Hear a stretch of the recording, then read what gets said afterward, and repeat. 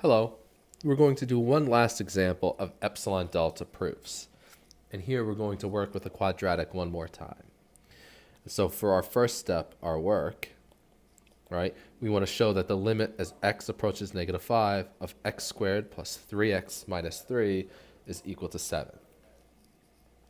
So we take our f of x minus L, and we want to get through a system of linear equalities and inequalities that x minus a, which in this case is x plus 5. So let's see, x squared plus 3x minus 10.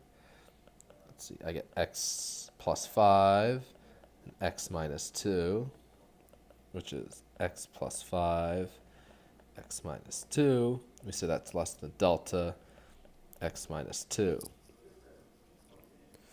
And again, our goal is to find a value such that c for x minus 2 is less than c. Again, so we pick delta being equal to 1. So we can have x plus 5 is less than 1, or negative 1 is less than x plus 5. It's less than 1. And again, we want to get to x minus 2. So to do that, we'll have to subtract 7. We get negative 8 and negative 6. And if I want the absolute value of x plus 2 to be bounded by something, I want to look at the absolute value of negative 8 and the absolute value of negative 6 and say which one of these is bigger. And of course, in that case, it's the absolute value of negative 8 is bigger. So that's what our x minus 2 bound is. So we can say for x minus 2 delta that this can get replaced with 8 delta. And that's what we'll let epsilon be.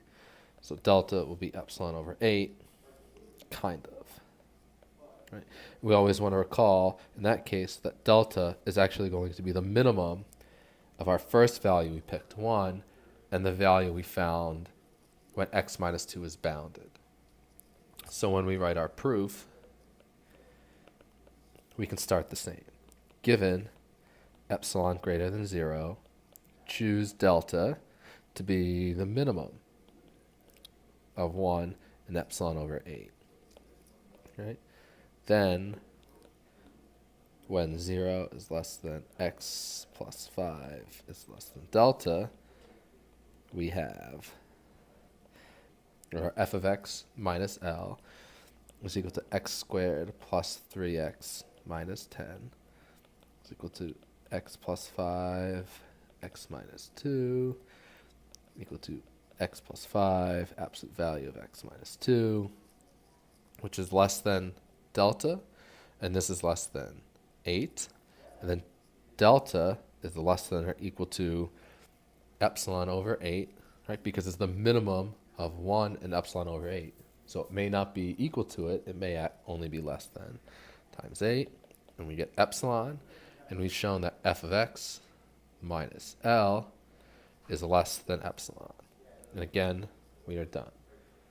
Hopefully this is helpful, and I will see you in class.